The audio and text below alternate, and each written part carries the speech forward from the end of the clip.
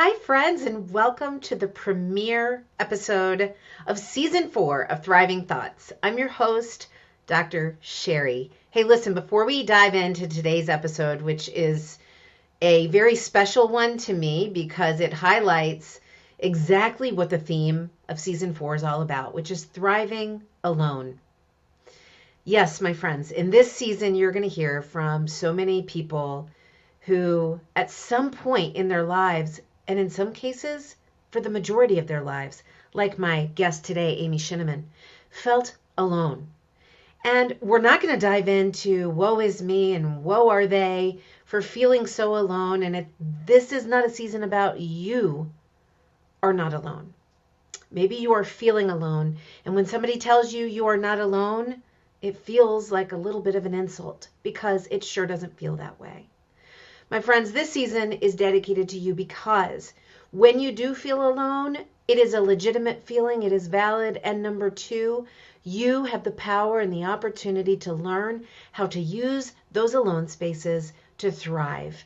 So I'm so pleased to have you here, both on YouTube, if you're watching on video for the first time, and on Apple Podcasts or Spotify, wherever you listen to the show. I'm so thankful that you're here. Thank you so much for your listenership, which continues to make this show possible, reaching across 6 continents now. I'm so grateful for each of you and just for the words that you share with me of encouragement. You can email the show at thrivingthoughtswithdrsherri, that's Sherri with an I, at gmail.com. Also, my friends, I'd love to invite you to join me in my Thriving Thoughts texting community. It's a community that allows me to engage directly with you on a very personal, real level. You see, a lot of things get revealed to me throughout the week. I live a thriving life, meaning I learn from every experience I have, and I want to share that learning with you. When you become a part of the Thriving Thoughts texting community, you become privy to those learning experiences that I have, and I share them with you. I share them with you 3 times a week. You get a shareable quote on an image that you can share on social media or even forward to a friend. It's a less than a cup of coffee investment for you at $2.99 per month, which you can discontinue at any time when you join the Thriving Thoughts texting community. Yeah, you get this encouragement. Yes, you get these shareable images. Yes, you get the opportunity to live out what it looks like to have a thriving thought world, kind of like I'm your personal coach. And you get to engage with me. So you can respond to me. Sometimes I actually ask you a question. So I'd love for you to be a part of that community. All you need to do is text the word thrive. That's THRIVE to 540-369-2139. That's a United States number. Again, it's 540-369-2139. Text the word thrive. You'll be greeted with a message from me and instructions about how to sign up through Stripe. So thank you in advance for being a part of that community and for sharing that community with other friends. Without further ado, friends, let's go ahead and dive into episode 80, which is the first episode of season 4 of the Thriving Thoughts podcast.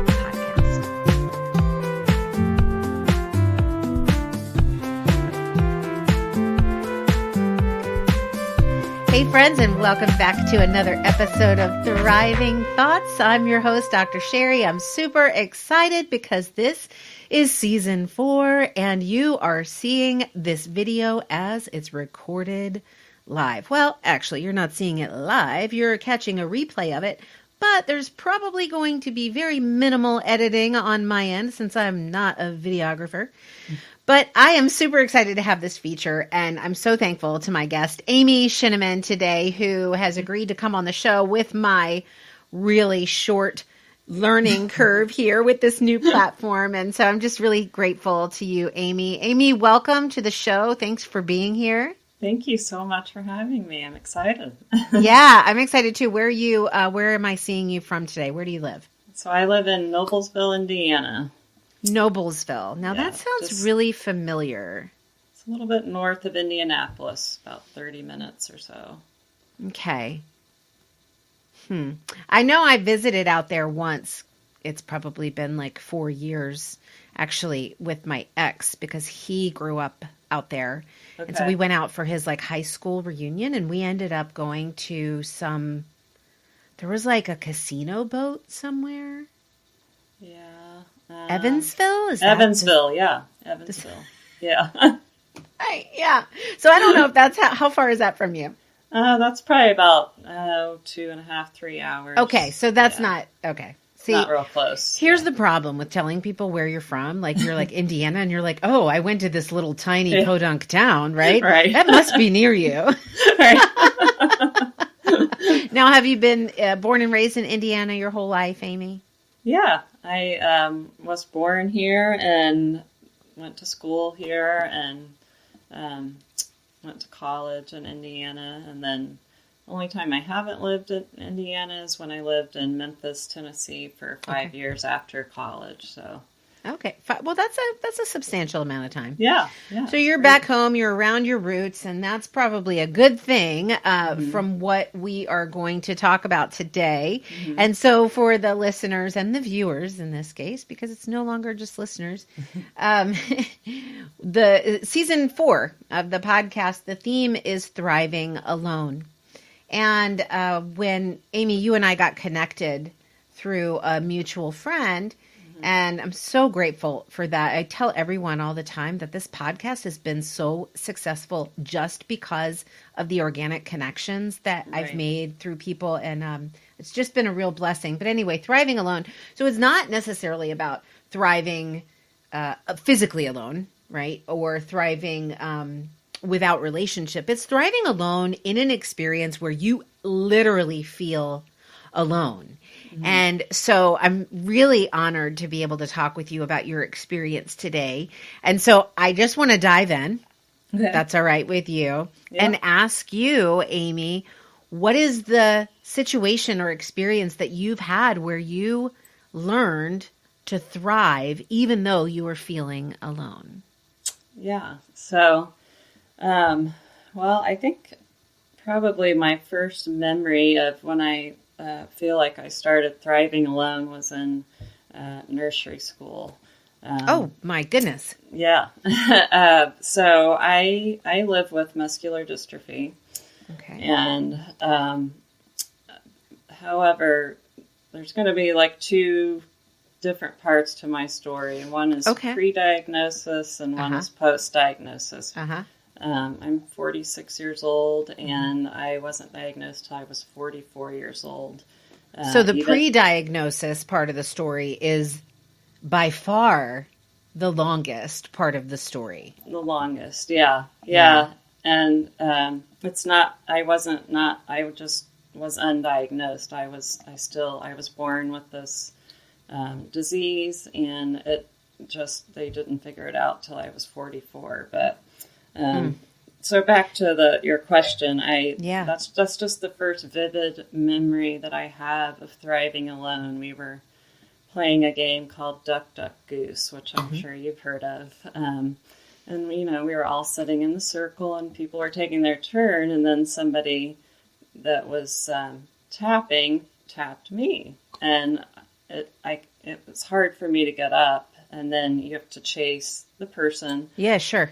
And a light bulb went off at that moment to me, and I was like, oh my gosh, I'm not like anybody else in here. Like, it was like... That was your first realization of that, Amy? That was my first vivid memory of that, yeah. And how old were you? You said nursery school. We're talking like 3-4 years old? Yeah, probably 4, yeah. So, and I thought, I'm in this alone. And, especially being undiagnosed, and when you have this thing that affects every part of your being every day, from the time you get up till the time you go to bed, and you don't know what it is. And that's a hard space to live in, and it's a very uncertain, and you don't really ever get used to not knowing. I mean, it just...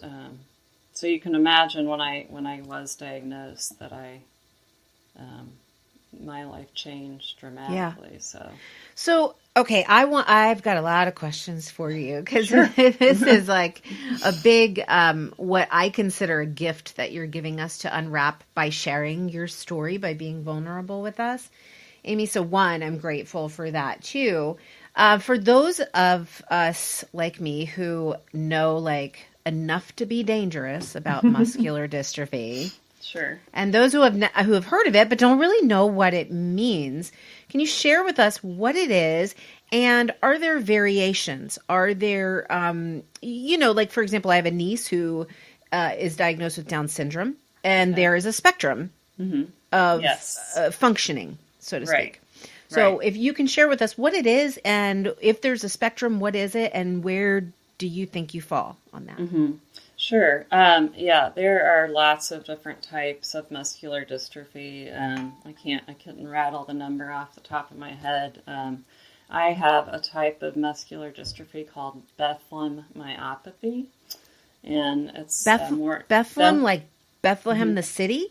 not Bethlehem. Oh. Here's Bethlehem. Bethlehem. Bethlehem. Bethlem. Yeah. Okay. Bethlehem myopathy. So, Okay. I'm just taking some notes here, by the way. Oh, sure. And just personally speaking, what that means for me is that it causes weak muscles all over my body. Okay. And it is a slowly progressive disease. And most of the worst part of my weakness is in my legs, even though I do have it all over my body.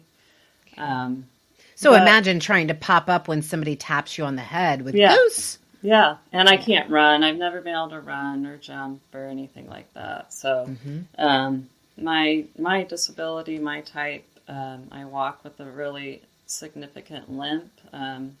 So you definitely, if you saw me walking, you would know that I have a disability. But and now you said it's progressive. Slowly progressive, yeah. So you're 46 now. So are you able to, do you have a distinguishable difference in level of functioning from when you were younger to now that you notice? Yeah, definitely. Yeah. Okay. I was very active growing up, and I did what I could. I rode my bike. I swam. My parents had me in swimming a lot because that was an exercise that I could do. Okay. And, I'm lucky I'm able to walk. There's a lot of people that live with muscular dystrophy that, I consider myself really lucky and fortunate. And, I just got to comment on that because there's two things that come to mind. One, there's a celebration, and the other is a caution. And you can probably share your experience with this.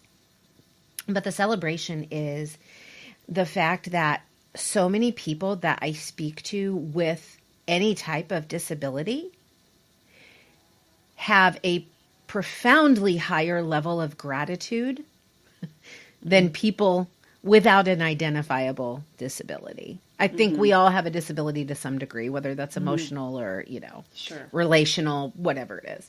Right. But I find that, and you're certainly no exception. You just said, I count myself lucky. I count myself lucky. Like, my legs are weak. I have this progressively worsening disease. And I spent most of my life not knowing what it was. So that's the celebratory piece that I just love. So maybe you can speak to that too, about if that's something that you feel like has always been part of your spirit, this ability to kind of redirect and towards gratitude. So that's part one. I know. Okay. This is what I do, Amy. I land these loaded questions on you and just hope for the best. Just remind me if I forget to answer any part of it. I will. And then the second is more cautionary. And that is that I think that we as people tend to have a need, almost a compulsion, to compare ourselves, to compare our situations to one another's. Yes. And I don't believe that they're comparable. So, like me comparing myself to you, I don't have muscular dystrophy. You do. It's an incomparable, it's an impossible comparison. Because our experiences are different. And I think that sometimes what we do is say that, well, this person has it worse off or better off than we do. When we're really comparing not even apples and oranges. We're like comparing apples and monkeys. Like, like it's just a totally different world. And so the caution is how comparison can take its toll then on our identity, on our worth, on our value. So those are the two things. The celebration of the fact that you have this seemingly innate gift of gratitude and an ability to redirect that, what could be grieving, towards gratitude. And then this caution of, how do I not compare myself to others? So either of those that you want to touch on. Sure. No, I have not always been... I think I have always made the most of my situation the best I could.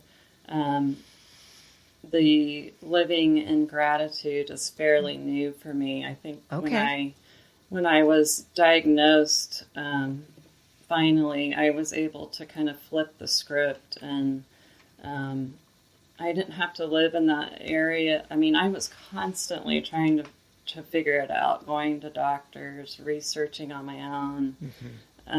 Constantly, that took up a ton of my headspace. And when I finally had a name and a focus for my disability, and I could say, instead of when people ask me, two of the questions I get: why do you walk like that? What's wrong with you? So who asks you those questions? Oh, strangers, or, growing up as a kid, they ask, they kids say don't things. have that filter. Yeah. Yeah. So, I heard that a lot. What's wrong with you? What's wrong with you? Like from other kids growing up, especially. Yeah. And they didn't mean anything. They just meant, why are you different than me? But take us back there, Amy. Take us back to that time, because a lot of what happens to us, our identities are formulated both by our innate proclivities or tendencies that we're born with, our personalities, if you will, and that's paired then with our experiences in life and our interpretation of those experiences, which are also informed by our tendencies. So for you, what kind of impact did that have on you emotionally with regard to your worth, regard to your value of yourself, and relationally? Yeah. I think it did. It probably took more of a toll on me that I didn't realize, because I did have, and I still, to be quite honest, struggle with self-confidence and feeling, worthy, like a lot of us do. I do think I've come a long way in that, and that has come with, the gratitude and accepting where I'm at. I was really fortunate growing up in school that I had such a large amount of people that accepted me, and I had an awesome group of friends, all able-bodied. I did not have any friends. I didn't really know anybody that had a disability, so that part felt really lonely. I felt... Yeah, I cannot imagine. Did you? Surely, even though it may not be something you want to dwell on, surely you had periods of, in that aloneness, in that utter aloneness, when you're looking around for somebody who's like you, and you find no one. Yeah. Did you have moments of feeling sorry for yourself? Oh my gosh, yes, I lived in that space for a long time, and I've battled depression, and there were honestly times that I wanted to take my own life, and thought strongly about it. And I think that really did just stem from just that profound loneliness and not feeling like you fit in anywhere.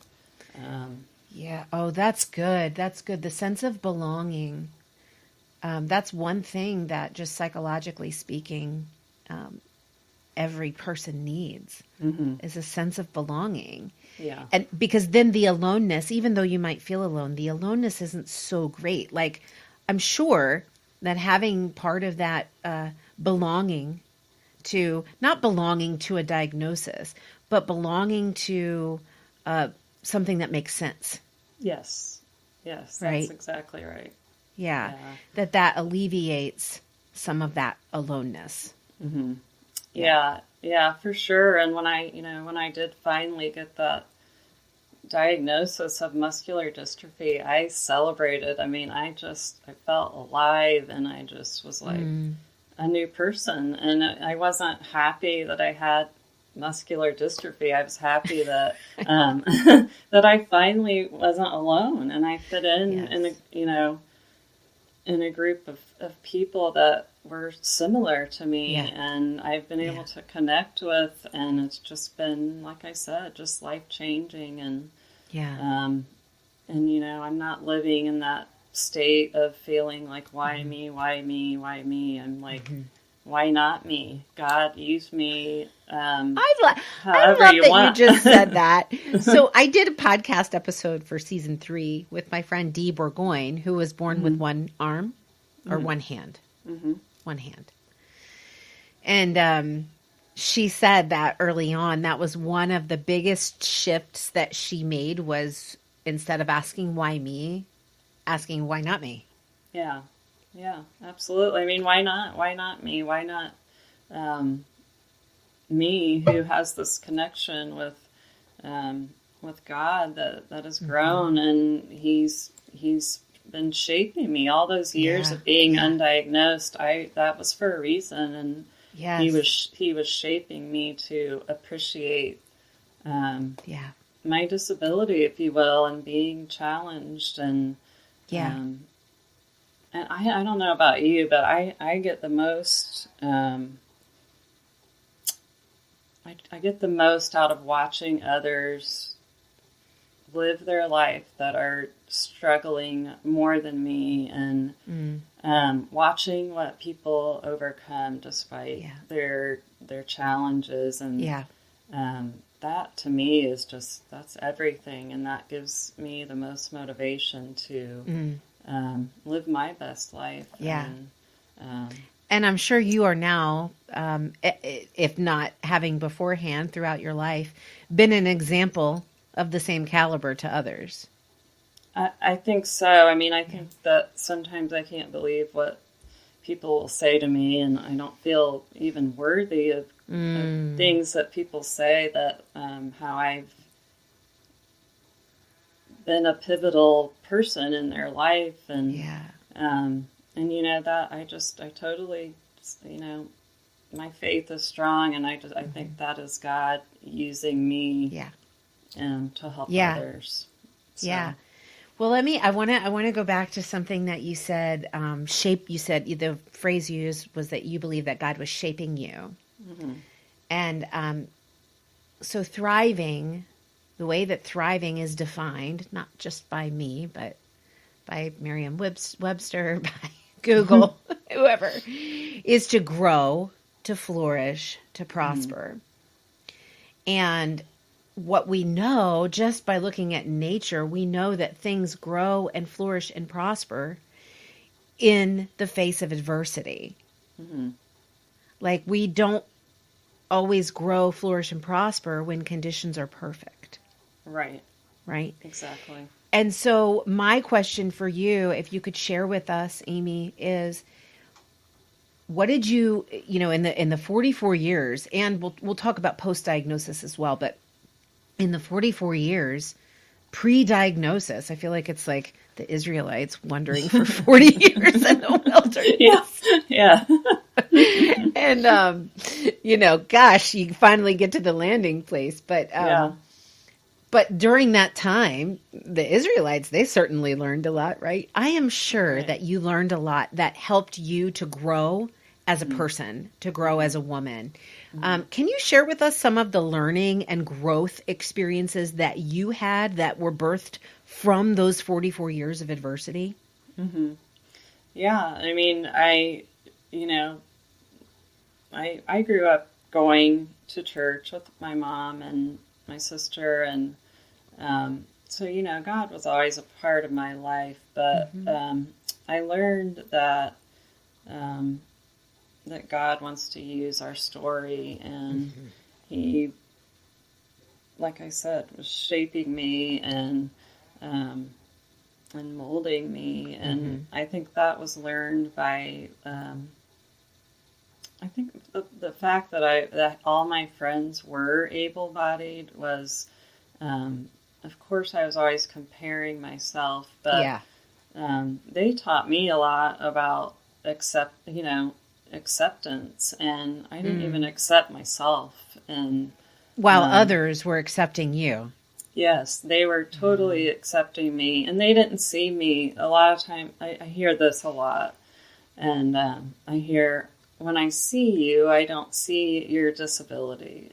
Do you believe that when people tell you that, Amy? Absolutely not. No, I don't. And in a way, I've had this conversation with my mom a lot, because she says, you know, she says they mean it as a compliment. That's not what comes across. But in my mind, it's like, that just blows my mind. How are they not seeing that? That's such a huge part of me. Like, for you. For me, not for them. Right. And, you know, they would never think about it this way, but I do. And I think about my friends, and then also my husband I met in high school. And I think not everybody would befriend somebody that was disabled. I mean, that's just the truth.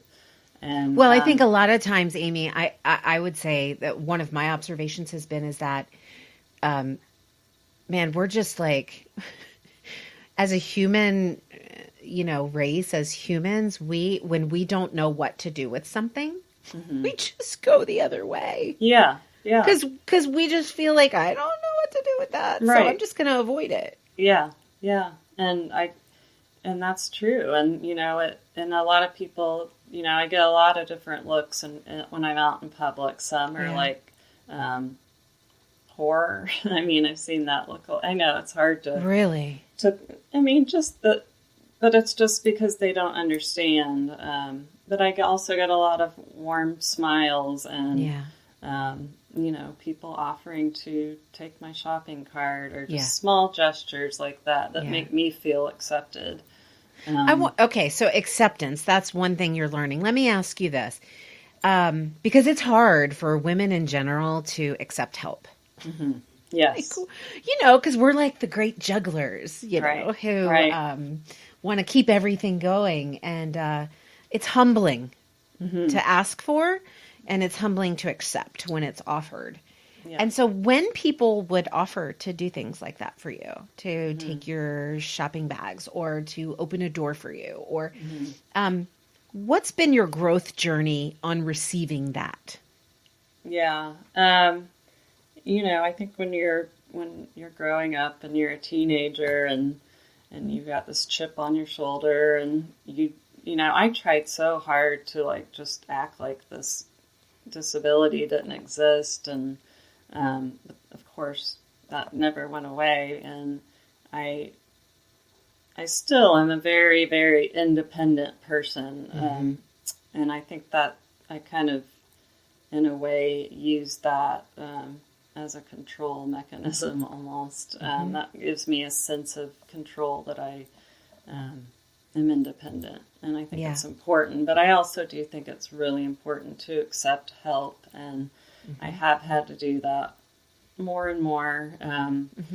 You know, if it's help from my scooter that I had to get to go long distances, that I, you know, or help from my husband is an amazing person and helps me daily. My parents, my sister, I'm very fortunate to have so many offering to help me, and I'm learning to accept that more.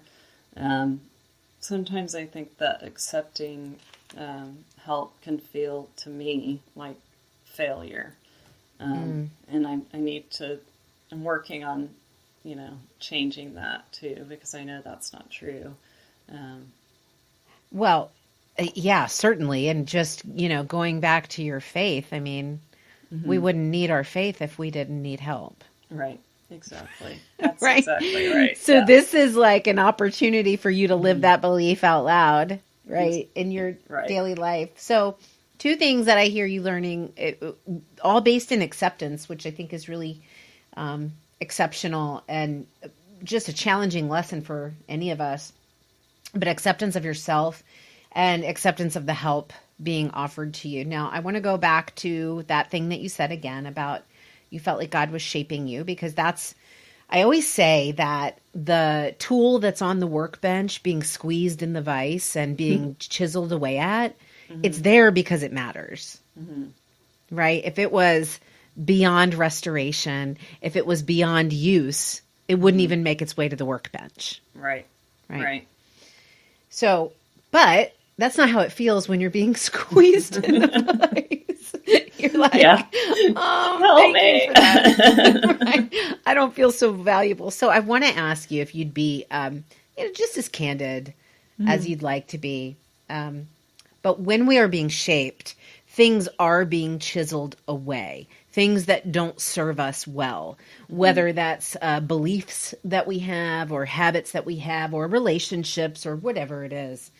So I wonder if you could pinpoint some things, or maybe even just one thing that you feel like as God was shaping you during this time and is still, certainly that's not stopped. What do you feel like has been chiseled away? Insecurity for sure. Just, that's a huge one for me. And, I was extremely insecure. Especially like, like I said, I met my husband in high school, and I couldn't get over like the fact that, why would he choose me? And there's all these other, Like, is there an ulterior motive there? Yeah, yeah. There's all these, beautiful girls that don't have a disability that he could have chosen. And that really, for us and our young relationship, was hard because I struggled with that greatly. So I think certainly the insecurities have been chiseled away. And not that I'm, the most confident person, because I'm not, but I'm definitely have come a long way. Yeah. And I think that is because I'm living, I'm more aware of that I'm living in God's image of me, and I'm living through Him. And He's living through me and shining His light. And that's become my, my purpose now, and because I think that's where I'm supposed to be. So tell us more about your purpose. What's your purpose now?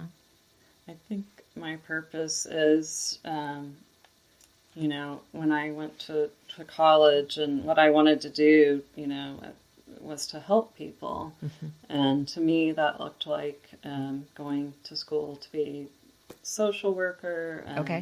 And, I worked in social services for about 16 years with adults and kids that had disabilities. And I did that until about 2013.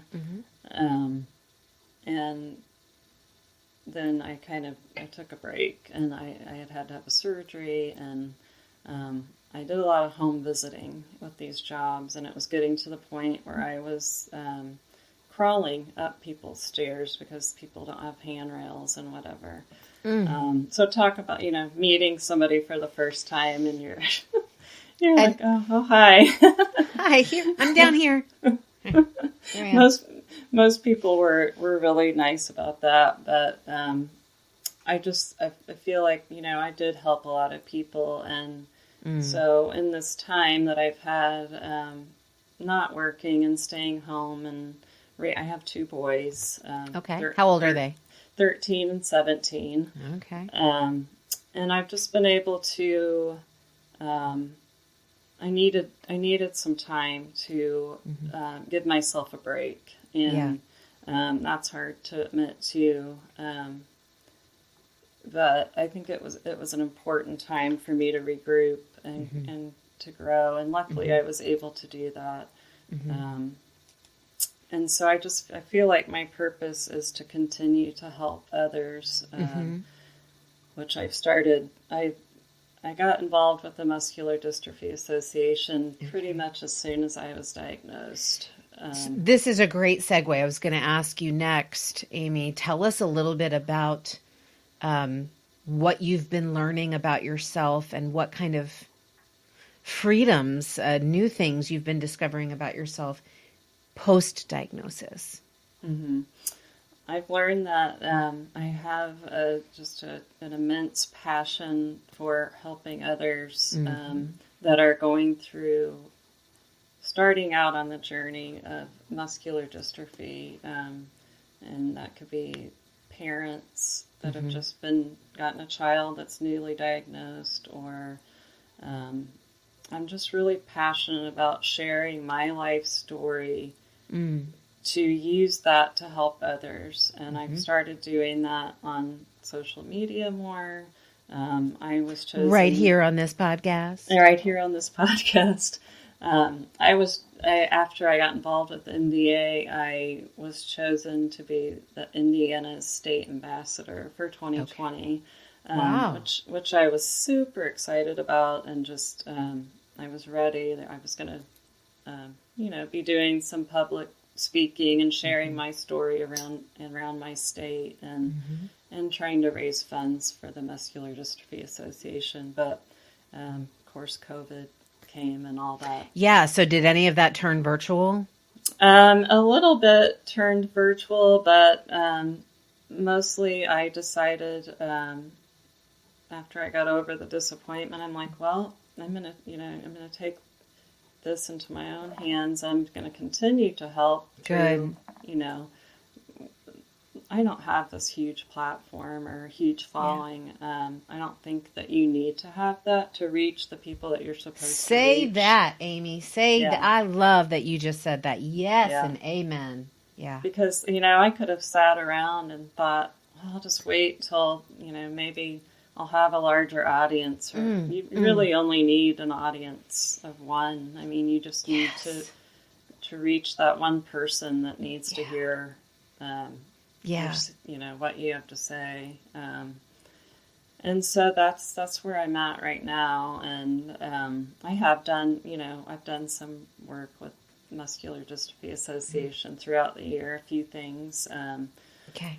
So I'm still connected with them, and hope that when things get going again, that, I'll be able to help in that way too. But I've had parents message me and say, oh my gosh, I can't believe I found your story. I had no hope. Now I've seen you and what you've done with your life. And I mean, that's to me what it's all about. And like I said before, that's how I get motivation to live well too. And I love that I'm able to use my story to help others too. Yeah. So.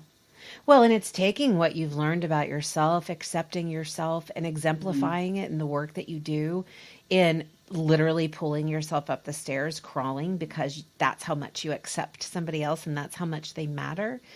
So I just love how your work mirrors your own personal growth and your own personal discoveries.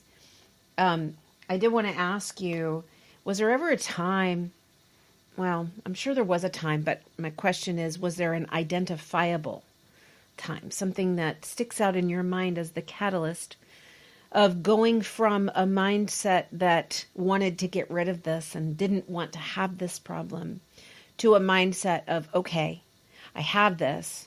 Now, how can I use this? How can I work with this? How can I thrive alone in this?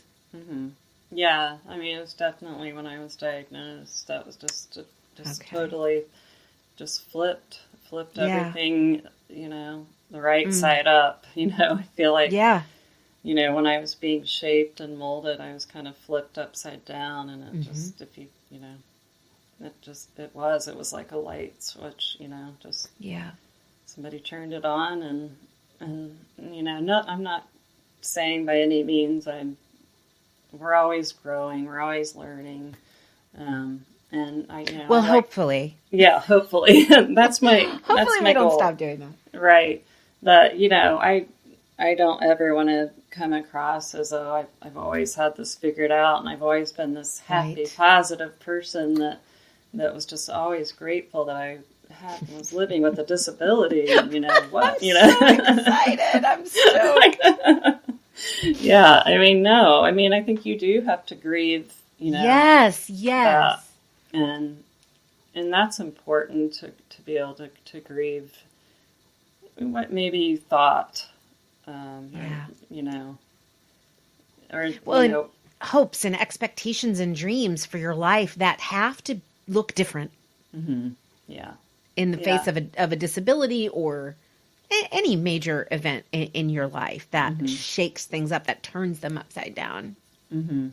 Yeah. And that, I'm mentoring this young lady that lives with cerebral palsy, and she's, I believe she's 18 or so. And her big struggle is, right now is the whole acceptance piece. And, what I said to her is to try to help her, that is something that's only come with age and just the growth, is that no, you're never going to be like your able-bodied siblings, or but just like it's not their fault that that you have a disability.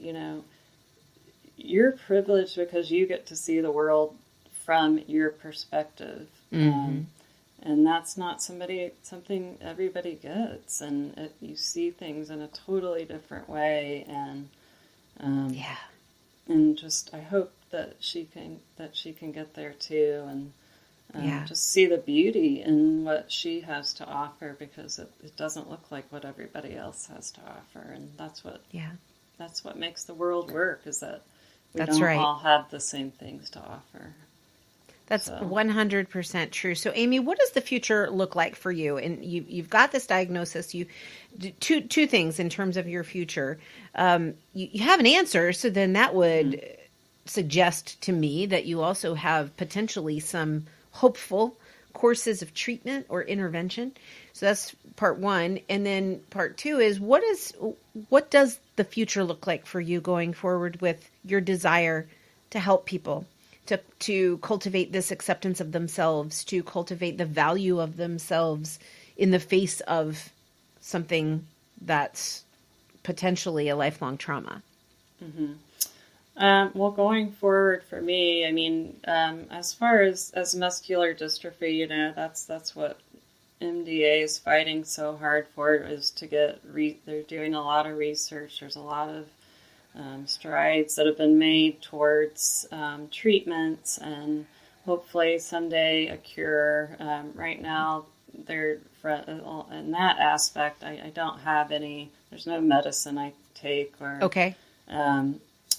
but I will say that I decided, and this has nothing to do with MDA or any of their treatments, but I decided to do a stem cell therapy that I did on December 8th. So 3 weeks in. So is that like an injection, or? So just they harvest stem cells from your own fat, the type of treatment that I did. And it's all a one day thing. They and then they process that, and I got an IV injection. To kind of, they can do it in different ways, but that's since, my disability is all over, that's how they decided to do it. But, so that's. And are you reaping benefits from that? Yeah. They say it can take 2 to 3 months to know, for sure. But, that's one thing that I've been posting on my social media, is showing, even side by side comparisons. I'm able to stand up out of a seated position with a lot more ease. I'm able to walk upstairs with less effort. Small things, small victories like that are huge for me. And, Yeah. you know, it's not a cure, this treatment. You know, Mm-hmm. they've definitely told me that, but it could, you know, it gives me hope. It gives me a lot of Yeah. hope. And I believe that God can heal me if he Mm-hmm. chooses to do so. Mm-hmm. And if that's the case, then I'm ready to, you know, Yeah. share that with everybody. And if that's not the case, if I don't receive healing, I'm happy to share my journey still. Yes. And be grateful for that. So Yeah. I love that. It's like the Apostle Paul said, I've learned to live with or live without and be content in both. Yeah. Right. So. I love that, because that's been a total switch for me, is that if I'm going to find true joy in life, I have to be content with healing or not healing. And true joy is, you know, obviously it's separate from circumstance. It's just a feeling that you can have despite your circumstances. Mm-hmm. What does your work look like going forward? Like, somebody's listening and they're going, I really want to reach out to her, but I don't want to bother her, or like, how are you sharing your story? What does that look like? What kind of things can you offer to people? Is it, hey, come check me out on the gram, follow my story there and what I'm doing? Is it, I have this, other idea of opening up a whole mentoring program? Like, what are your thoughts on that for somebody that's listening, and what you would call them to do right now in terms of you offering your help that you so graciously want to offer? Yeah. So, I mean, right now, I think the best way to reach me would be, you know, through my social media, Facebook or Instagram. And those are, we'll put them in the show notes, but you can say them. Okay. Instagram is at A Shinneman. Okay. ASHINNEMAN. Mm-hmm. And then Facebook is Amy Lawless Shinneman. Okay. That's LAWLESS, and then Shinneman again. Okay. Perfect. But, you know, I'm happy to connect with people as much as I can. And like I said before, I've talked with a lot of families. A lot of parents have reached out to me, and we've chatted, and I enjoy that. I would like to, you know, I have a lot of ideas for the future. Just my big goal is just to help as many people as I can, to reach as many people, so that they're not feeling alone, and so that they can meet, you know, that person just like me. You know, like I always wanted to meet somebody just like me. So that's a goal. I don't know what the future holds totally. I know that I appreciate experiences like this that you're giving me to help me get my story out there, so that I can reach more people. But like I said, I don't need a big, huge following to do that. That's right. That's right. And I think that's one of the most beautiful things about being alone and having the experience of being alone, like you've had for so many years. It's an honor, because it provides us with the gift of empathy for others who are also feeling alone, and wanting to reach out so that they don't have to feel so alone. So thank you for going through the alone space, and for choosing to thrive through it and grow through it so that you can serve other people. Yeah. Thank you. I mean, this has just been awesome to be able to chat with you. And So before we end the show, Amy, I ask every guest to leave people listening with one thing that you don't want them to forget when the show ends. One truth. I always say that if we can learn to speak truth over the lies in our minds, then we can truly learn to thrive in any and every circumstance, especially being alone. So what's the truth you'd like to leave with the listeners and the viewers today? That you're never truly alone. I mean, you always have God with you, and And even if it feels like you're the only person on the face of the earth with your situation, you're not. You can take comfort in knowing that there are others that are struggling through the same things as you. So take comfort in that and know that you're not truly alone. Be sure to follow Amy's story. She's posting some incredible videos on her Instagram account that are just so humble and beautiful, of her and her improving movement as she's going through some stem cell treatment. So do check it out. I know you'll be inspired. If you're feeling alone and you want to learn how to thrive, hers is a story that you want to be sure to follow. Be sure to tune in Thursday of this week for a solo episode from me. That's right, on season 4.